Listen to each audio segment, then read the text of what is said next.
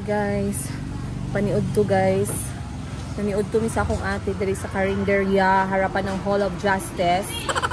Once in our life na experience natin yung mga bagay na hindi natin akalain ma-experience natin. Pero at least, kahit na ipaglaban natin yung hustisya, siguraduhin yung busog kayo, gutom kayo.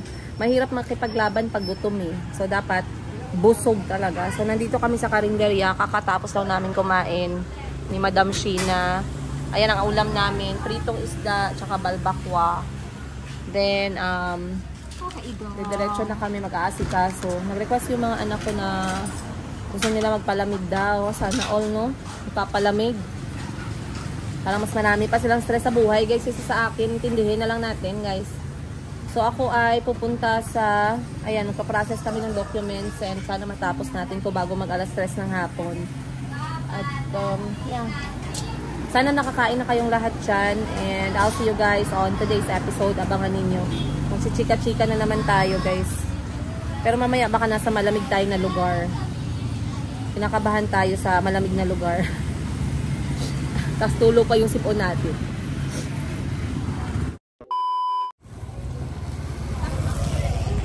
Tinagtag? Tinagpag? Tinagtag lagi? Tara na. Tiri, ikaw din. Sabi na ko si mother.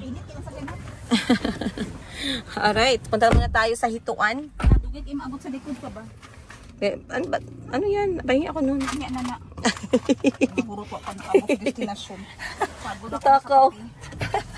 Ang takaw ng ate ko. Uy, gantos biyan ako na siya nga kaunon. Sige kan, Mers. Really? Mers yan na brand? Sige, tigman ko na. Hala, naka dito gidalan ta kag ugan no bingka. Wow. Mers sa kapak ko. Kasi hindi makalimtan na pud na. Ay, nasa likod pa sa ano. Ako water bottle na ako dito. Okay. Time check guys, 3:26 PM. Kakatapos lang namin ng ate ko from the Hall of Convoy lang ta. Ay, katod ka? Oh, sige. Sa Camellia.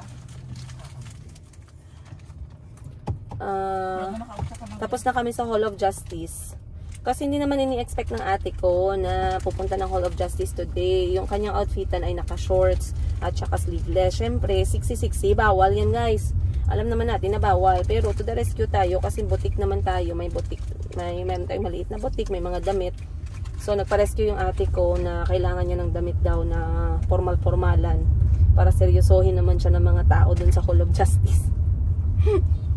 So, dinahan ko siya ng damit kanina para makapagbihis. Ngayon, tapos na yung pinaprocess namin. Inimbitahan naman kami sa isang hituan farm.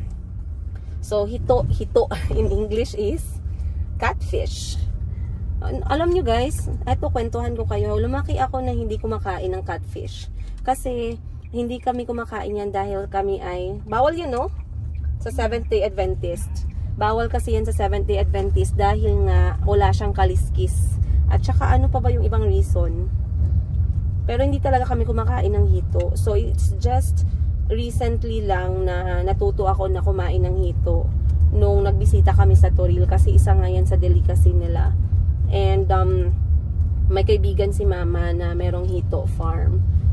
Dito lang din sa Jensen. So nagkaayayaan and bakante naman yung Friday night talaga. Bakante naman yung ating Friday afternoon. So why not? So, tara, pupunta tayo doon together forever. Ano, family that eats together stays together. So, baka mamaya kasi fresh hito kukunin, ipaluto, kulang yung kakain. So, pupunta tayo para matulungan natin silang ubusin.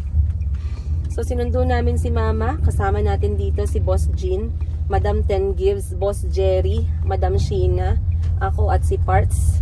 Susugod tayo sa hito farm guys. Titingnan natin kung yung mga size kung pasado ba. Kung pasado ba sa Sub-Saharan Mindanao, Africa level. Masiginan pa ka mag-business ako. And alam niyo nakakatuwa siguro dakpin yan no. Yung mag-challenge kayo ilang madakip niyong hito. Kasi ano yan madulas. Madulas at saka maputik. So puntahan natin. First time ko rin pupunta sa isang hito farm. Like I said, hindi talaga ako makain yan growing up. Pero masarap pala siya. Pero depende sa nagluto. Oh, depende sa nagluto. Pag masarap yung nagluto, masarap din yung hito. Depende sa pagkalinis. Akong minimin ko. Pag malinis siya or masarap. Kuyog-kuyog din siya. I know this. Pero okay lang man siya. Very useful man. paano, di kayo layo. Oo. Hindi ko nahawakan, basta nasa front seat lang ako, mga bata sa likod.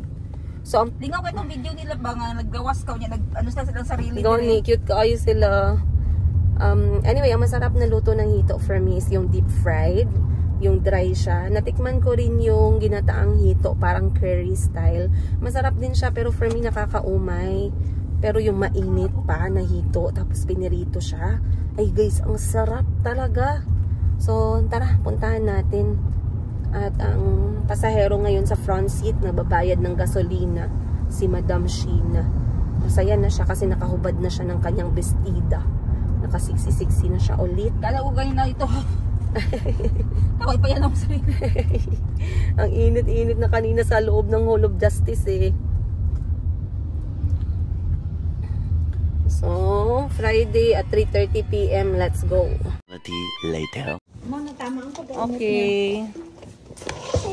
Nagdala sila ng pasalubong from Tinagtag. Tinagtag, special ingredients, bugas, asukal at mantika. Tapos may nakasulat, dangerous daw pala to kasi pwedeng mag-cause ng addiction. Dangerously addictive. Gaya ko ba? Dali kaya akong i-try, akong i-review. Dili ka to akong gusto. Sana may putulan ko.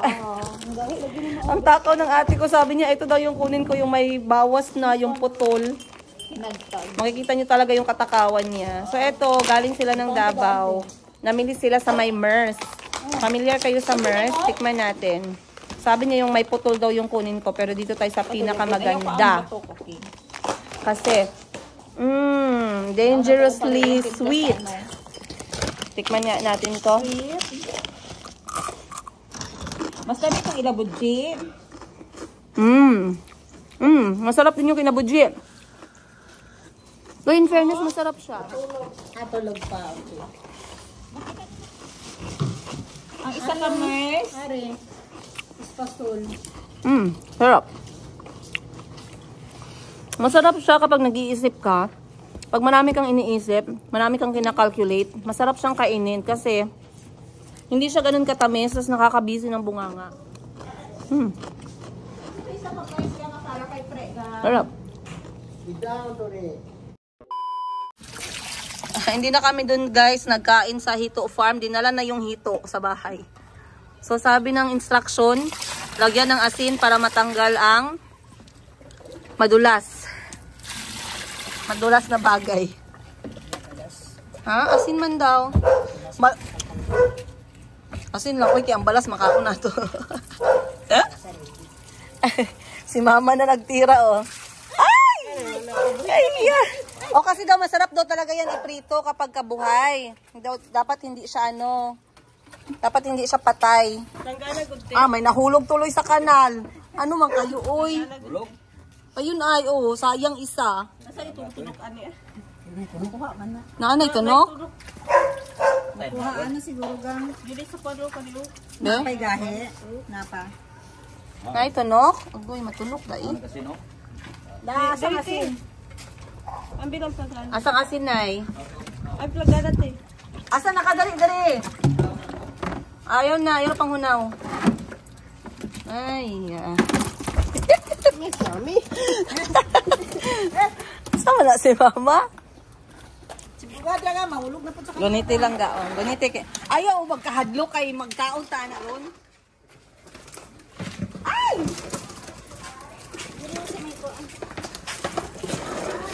Pisik man. Gusto ko i-try maglinis ng hito, kaso parang hindi ko kaya. Oy, Sheena! Maglinis ka ng kainin mong hito.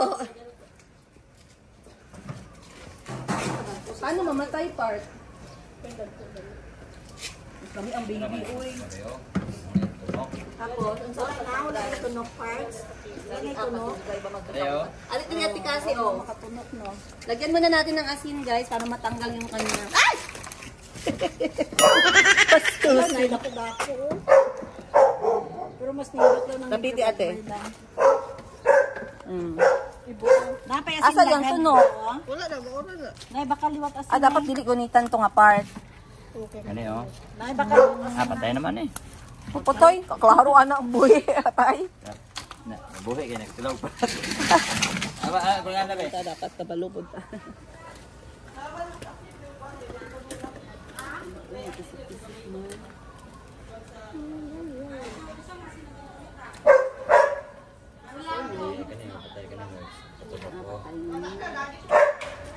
Yan nyo guys. Ali, camera woman. Sabi siya.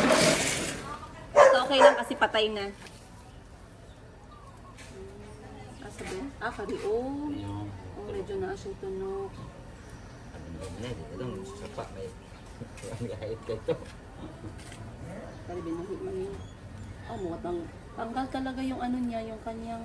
Asa ka na? Ali, nanay! Eh, tungon pa nato ni. Matanggal talaga yung kanyang dulas. Asin. Tanggal pag may asin. Kasi mahaluan, isdain mo ano eh. Dapat nagyapo ka. Buha, tindahan to.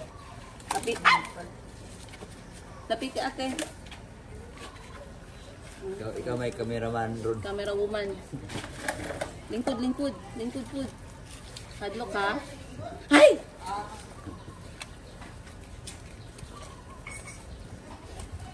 palit pa sila asin. Nagpalit pag asin. Tapos unsa pagtanggal sa tinae? Ikaso yan.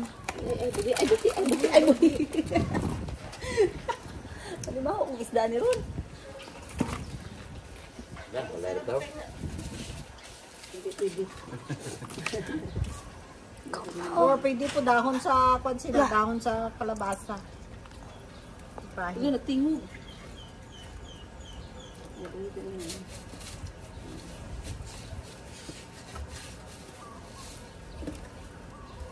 Anong pangat? Makaiba.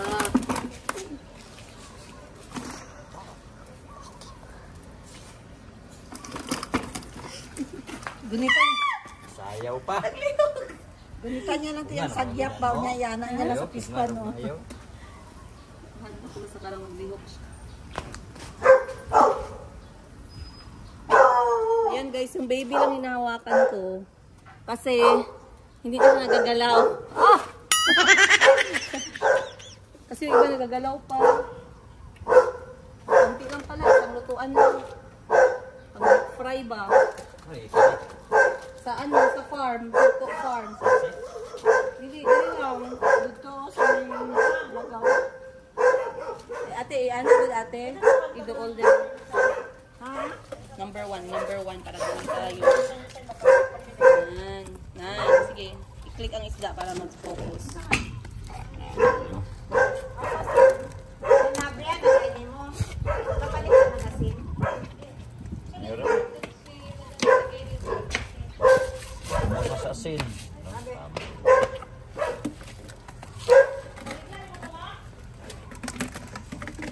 Ano sa kapang pantalon? So weird. Wapo subaon. Magamay naman daw iyang unod basta subaon. Mamiga siya Wapo pag-prito. subag lang. Nagugaw lagi mong t-shirt parts. Bubo gani ko. Hey! Sig tanaw-tanaw dara mo! Guys, yan yung mama ko guys, oh. Tingin-tingin lang, oh. Tawa-tawa lang. Sabi niya siya daw dito, oh, mag-ano, tira.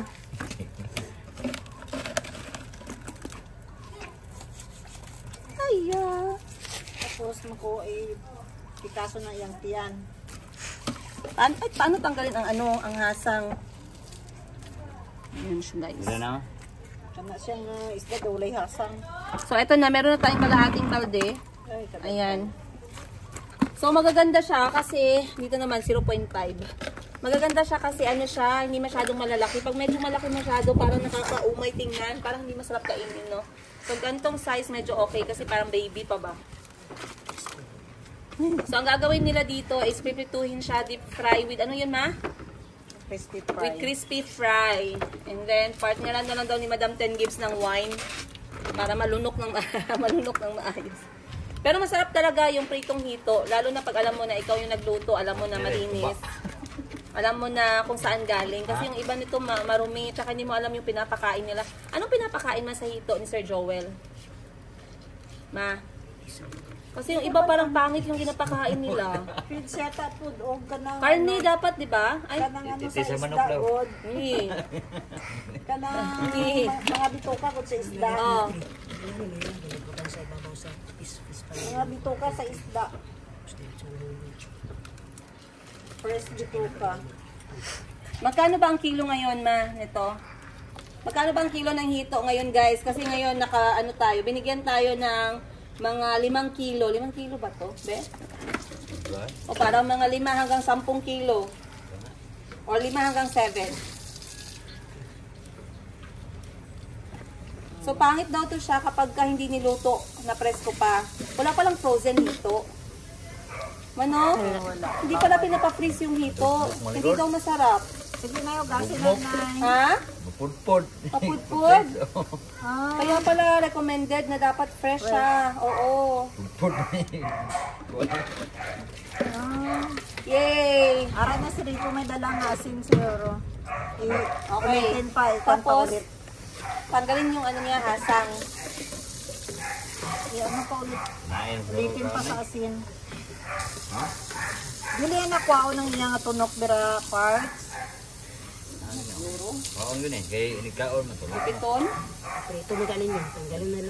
Tanggalon na inigluto na no. Tingon. Ang isa dito nahulog sa kanal, wala na. Wala na eh. Kuha na, Para oh, namatay na. Hindi na makwadra, magbaho na. Paano lang na siya oh. Kop. Hindi maukab na dong. Mukab na diya. Rabak ko, unsa una.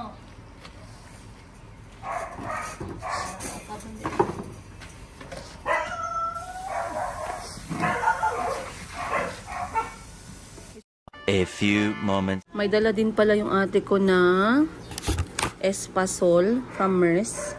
80 pesos. Perishable, please consume immediately. So, uubusin natin to sa isang upuan lang. Ayan. So, yung pasalubong ng ate ko sa akin ay Mers na bibingka special. Pero parang masarap din tong Espasol. Ito yung mga kapanin na hindi ko mag-gets. Kasi parang wala siyang lasa. Pero actually, yung amoy niya parang kalamay hati.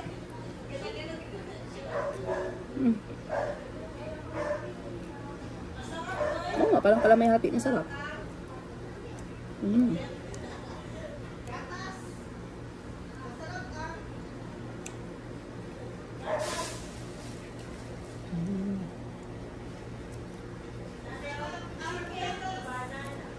Ito masarap din. Party mix.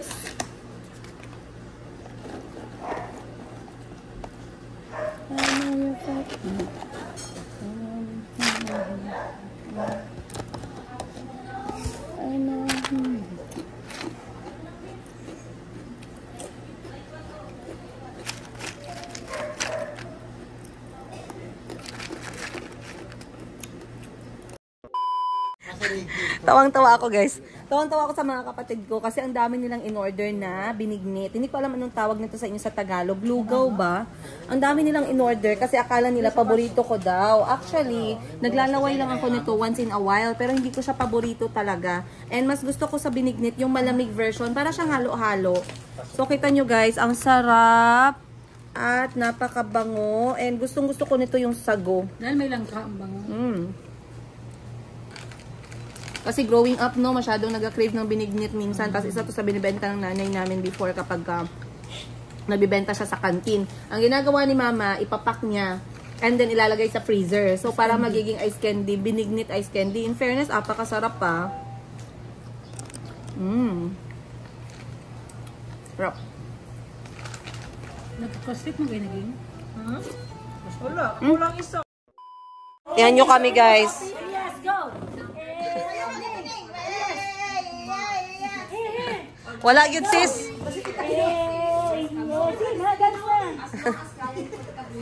Hindi makahinga.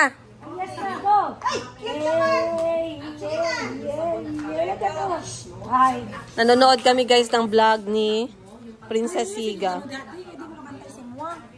Sakit ang kilig-kilig ko, parang may tumubo na pimple. Yeah, kaya sa una ba? Sa matagdiki, di ba? Sa ilok ni Hindi ako, oy. Tingnan natin ano na ang development ng ating hito. Uy, naligo ako, oy. Tingnan natin ang development ng hito natin kasi parang ang tagal. Pasko na hindi pa naluto. Ayan. Nauna na sanang iprito yung iba. Nandun na. Ayan. Nandun na daw sabi ni Mama.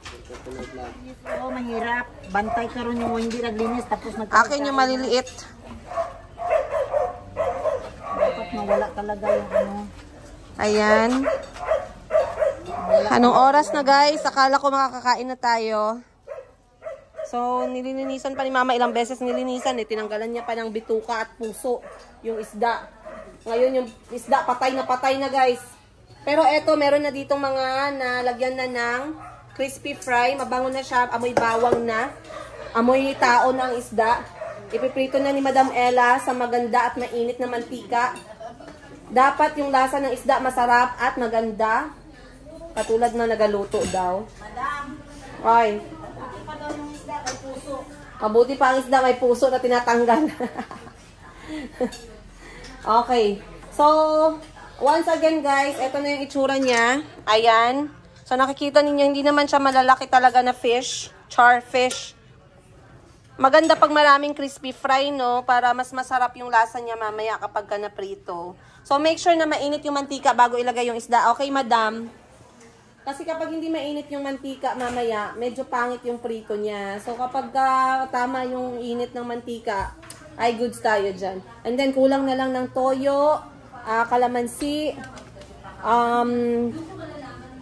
ano pa ba? Yun, toyo, kalamansi, kamatis para masarap. Tsaka dukot, tutong. Here comes the hito. All dressed in garlic fry. Ayan na guys. From the farm to the table. Very crispy. Very mainit at very Wala kay Loto, ano na lang eh. So kakain na tayo dahil ayan na, nag-serve na si Mama ng ulam natin. Fresh from the fire. Yun yung ulam natin for tonight guys. And of course, shout out once again sa nagbigay sa amin ng fresh hito kay Sir Joel. Sir Joel, keep it coming. Ma, single si Sir Joel, ikaw single din. Ano ibig sabihin? Ay. Ready to jingle. Sabi ni Mama. Saka? Ay, parang may hindi kasi nasabi sa amin ah. Ang mga pamana, mahati pa kay Sir May pamana pala. Gani, I don't know. Yes. Ay, nagpinagbanahan pala si Sheena. Kay Mama pala galing yung Di ba pa? Di ba pa nag-uusap tayo? Ganun siya? Ikaw, Tedo, anak dyan ka ni Dina. Mahilig kasi si ate maganyan pag nag-uusap kami. Yung patago na usapan na maganon siya. Nana siya. Yung nakita ko na kay Mama pala yun galing. So anyway, maraming salamat Sir Joel sa ating hito. Maraming salamat. Next week po ulit. Dahil mas masarap pag Bigay. libre. Mas masarap pag libre. So kain na tayo parts. Kinkaw. Okay, so titikman natin. Kailan natin bisitahin. Mahadlok naman sila sa ato. Kaya mo naman natog. Dili na sila mag-invite. Mura man natog paanuhon ng ilang kanon. Diyan nila sila mag-invite kay ang sudan daw giransak. Laina atong kaon nato. Uy, mura tag mga gipang gutom. Siya na unsa, lapit kami yung sila pinunsa man. As in good. As in, ubos-ubos talaga. Grabe talaga yun. Asahay mo tiil ba? Asahay mo tiil ha? Bukat. Kain na tayo, guys. 1,000 years later. Go red. No, not you, Leo. Red, go red. Yay! Sorry, yellow. Sorry. Now you're orange. Not change characters, okay? I'm green. I'm white then. Master green. Mommy, you win. Sorry. Into you green. It's a red. Ay, sheesh. Sheesh. Yeah, little. Sheesh. Go green!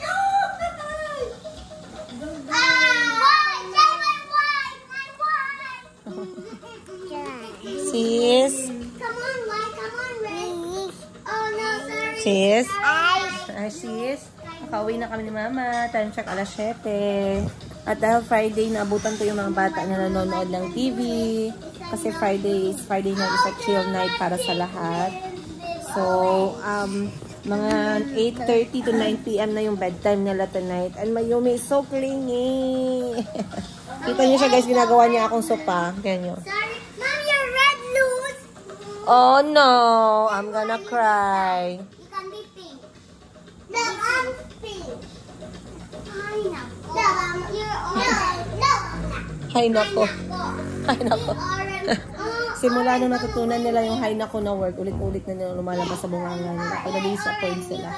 Hay nako. Hay nako. Green! Go green! Nakisali na din si Mama sa paglalaro sa kanila guys. Ayan si Chico. What color kayo sa'yo, Chico? Orange. For me, I'm white. Green, go green! No, white, no, white. Yay, my orange! Wow, Chico. Oh, sorry, blue.